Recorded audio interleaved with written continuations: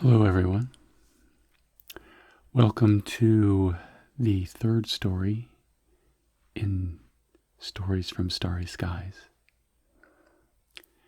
This is going to be the longest one yet, which I'm very happy about, as I'm getting more comfortable with writing. My stories are getting a little bit more detailed, and I'm able to get my ideas out onto the page faster. So one of the things that is special about this story and was unintended until I kind of finished writing it and started thinking about the character in the book is that this story will provide somewhat of an Easter egg, you might say, when you're reading the final book. So I thought that was kind of neat. Didn't necessarily plan it that way, but it just kind of turned out. So I'm excited to see how these things are cross-pollinating each other. So with that being said, let's get into the story. Stuart Pearson finished wiping the moisture off of the large expanse of stainless steel countertop and looked out through the bright kitchen into the darkened dining room.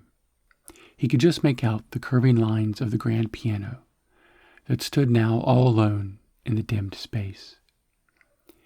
It was quiet and waiting for Jimmy to come back in a few hours to fill the room with the light tripping sounds of Chopin that would welcome the bleary-eyed breakfast crowd to their last day on board the ship. But Stuart would miss that performance for the first time in almost 5 years. He had spent the last 2 hours slowly filling up the kitchen with last actions. The last time he would check the cold storage temperature and organization. The last time he would replace the day's prep instructions with tomorrow's.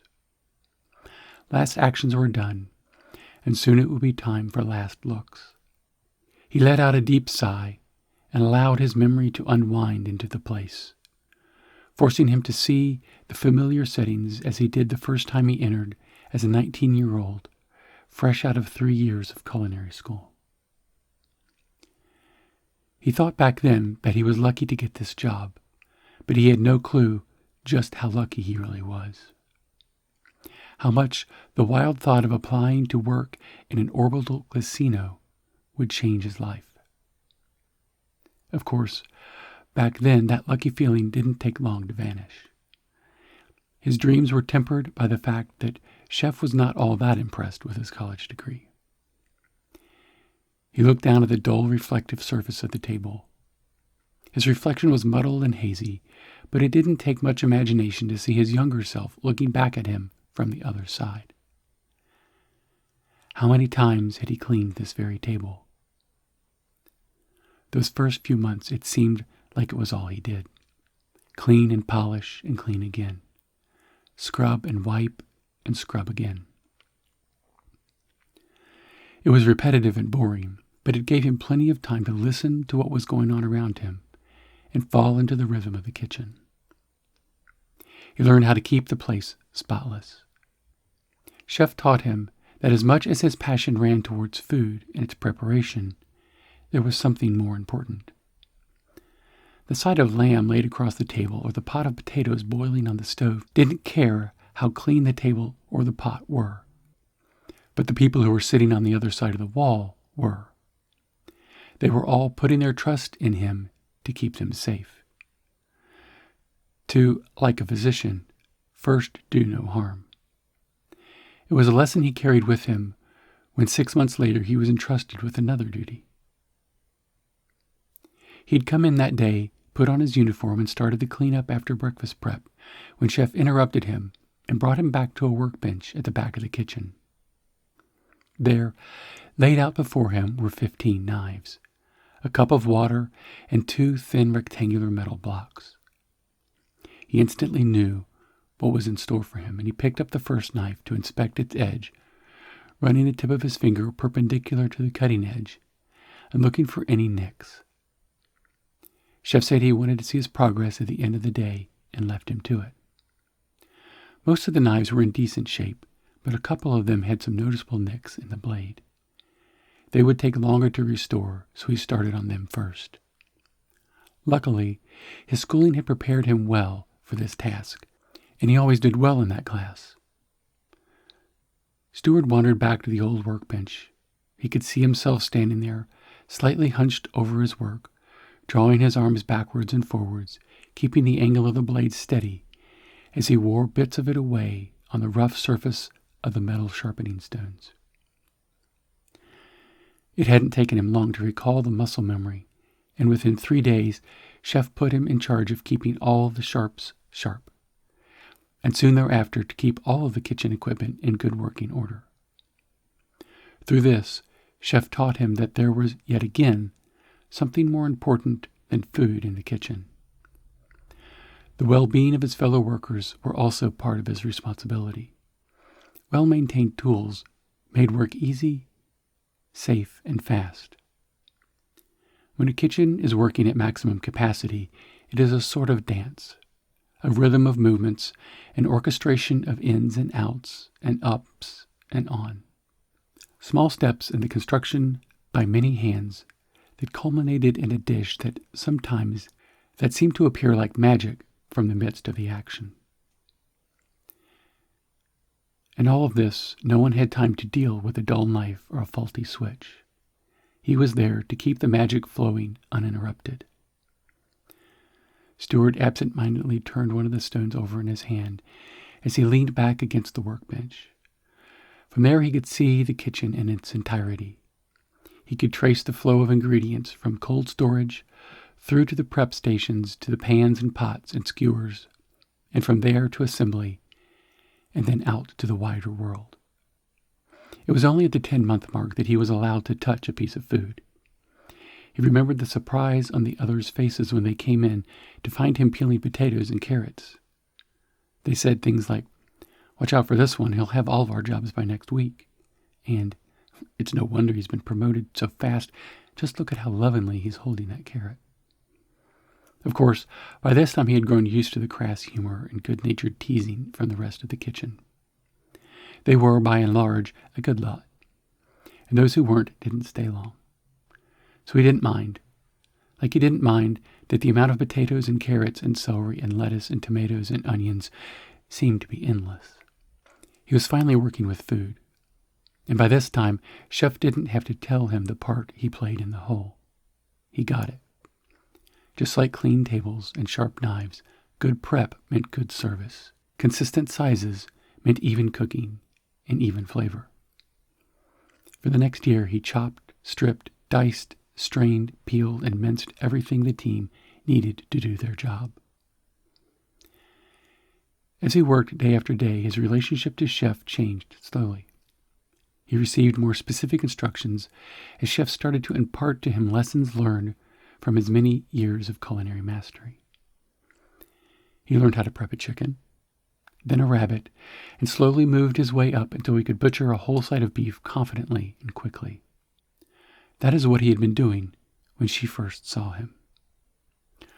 She had said that she could tell by the look on his face that he was doing what he loved, and that she soon started to look forward to when diners would send back a dish to be changed or corrected, because it meant she got a few minutes to stand there and watch him work. Stuart even now could remember the first time he saw her.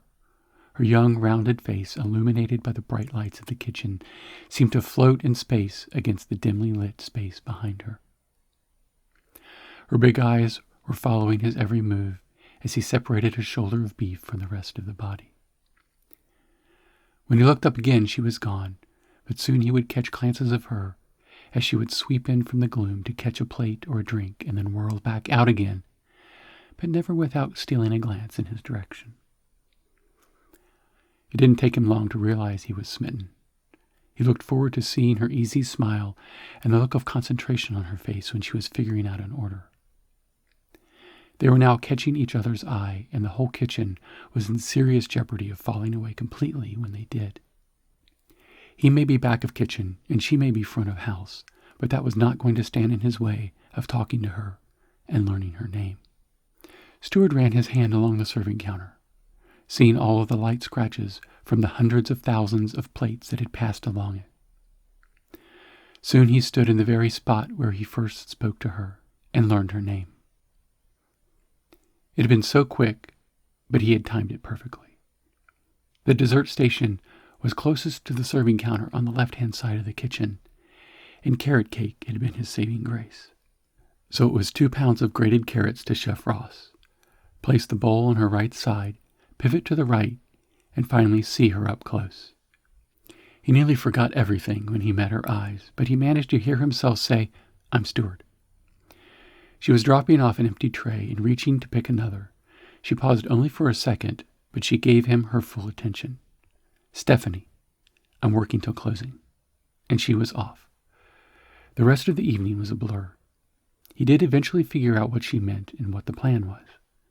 He told the new girl who was assigned to cleaning the kitchen that he was going to be doing some extra prep work, so she should take off the night, and he would clean up afterwards. After the service ended, the usual sounds of a full dining area were replaced with the more purposeful sounds of cleanup and prep for the next day. The sound of vacuums and industrial dishwashers, tired laughter from the staff as they recounted the stories of the evening. Stuart was full of nervous excitement. He was caught between continuing his ruse of prepping vegetables for the next day or getting on with the cleaning he knew he now needed to do. But no one was paying much attention. They were focused on getting done and getting out. He didn't want to be anywhere but here. Finally, he was alone in the kitchen, and he could hear 1 or 2 waitstaff chatting as they made their way out of the front doors and onto the main deck of the ship. She floated up to the counter like a lovely ghost of maidenhood taking shape right before his eyes. They stood in the same spots they had hours before. They couldn't take their eyes off of each other. From the very first word, their conversation flowed as if they were picking up an old friendship instead of starting a new one. They stood there for an hour talking until he realized that he had a kitchen to clean. She came around the bar, picking up a towel along the way, and together they worked and talked until there was nothing more to do. After that night, they were inseparable. Even though they both worked very demanding jobs, they always found new energy every evening. They fell in love in every way that first-time lovers should. Neither of them thought to hold anything back. For the next year, they lived in a world of their own. But in spite of everything they had in common, there was one fundamental difference. Stuart was on this ship, working in this kitchen, following his dream. Stephanie was not. She was here earning the money she needed for college, and he celebrated with her when she was accepted into the prestigious Academy of Architectural Science, the school of her dreams. They poured themselves into each other those last 2 months, the bittersweetness of her departure giving a poignancy to all that they did. As Stuart now was preparing to leave himself, packing up his memories on this last night, he decided that their love was doomed because this place, this casino whirling around the earth, was a liminal one. It was a place of suspended reality in more ways than one, and that was a characteristic it shared with all space travel. You couldn't put down real roots till you had real soil beneath your feet. He still kept in touch with Stephanie, and he still loved her very much. They knew that life was not fair, but to live it was to suffer 1,000 tiny injustices every day. Still, the real injustice was to every woman who Stuart would meet in his life from now on. It wasn't their fault, and it wasn't Stuart's. But none of them could ever hope to create a magic that would rival the old magic they created in that liminal world, spinning in the dark. Stuart walked into the small office that sat to the side of the kitchen across from cold storage and placed the personal note he had written to Chef, thanking him for everything that he had taught him. It hadn't been long after he first met Stephanie that he was moved up in the kitchen once again and was given the responsibility of cooking certain basic ingredients that were always in demand by chefs. Along with this, he was also learning how to run a large kitchen well. His skills in time management, scaling up recipes, and food stock management grew alongside all that chefs started to teach him about the art of cooking. Ingredients, flavors, techniques, he absorbed it all. He was a quick learner, and after Stephanie left, he found himself spending many hours in the kitchen, even when he didn't have to. Hours and hours of practice. Those hours alone in the kitchen were precious memories to him. He channeled his pain into his work, and he got to be very good at what he did. The memories playing in his head were now more recent. He remembers the first dish he created on his own, the hours spent experimenting with ingredients and flavors, the meticulous documentation and repetition. Chef had been encouraging but correcting, quietly pointing out all the improvements he could make. His next dish was even better, good enough to serve to the guests. The feeling of seeing his creation animate the orchestrations and movements of the staff, the frantic last-minute adjustments, the problem-solving he had to do. He was sweating and his heart was pounding, but he was ecstatic to see his dish be sent out into the dimness of the dining room. He had only wished that Stephanie could see it and taste it and be the one to deliver it to the tables. But she had heard all about it that evening, and her excitement and praise were all he really needed. Stuart placed his set of keys next to the note. The big send-off party had been earlier that evening. This was a time for personal reflection and practical matters. He gave the kitchen one last look as he turned out the lights and walked down the hallway to his cabin. There he changed out of his uniform into more comfortable clothes. The cabin was almost bare. His things had been packed up earlier in the morning and were waiting him at his destination. His new cabin there would certainly be bigger, and the kitchen would be too. His thoughts were now turning from what was to what was to come, and he was suddenly eager to move on, to know what was next for him. He hurried across the decks of the casino, and soon he could see his destination through the large windows that lined the arrivals and departure decks. There, hanging in space, glinting in the sunlight, was the brand-new system cruiser Melodonian. There was a brand-new kitchen waiting for him with a brand-new class of clients to serve and new challenges to meet. He had interviewed for the sous chef position remotely with Captain Stranton and Executive Chef Fillmore just a few months ago, and would soon meet them in person. His shuttle pod left the casino and soon joined the streams of pods filled with tourists that were rising from the surface port below. His excitement was different than theirs.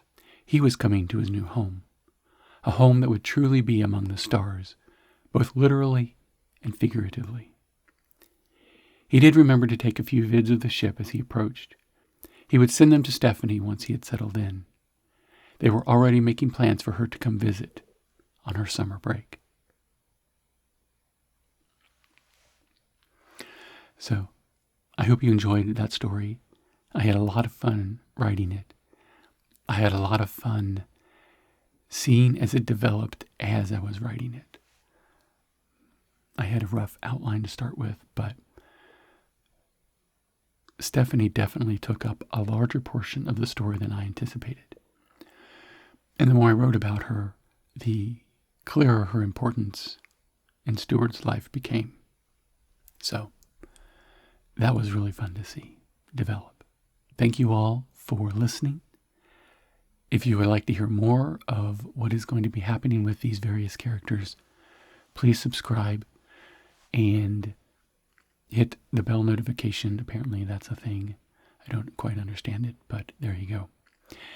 And please leave a comment. Let me know how these stories are resonating with you, how you are enjoying them, how you think they will develop. I appreciate you, and thank you, and I will see you in the next one.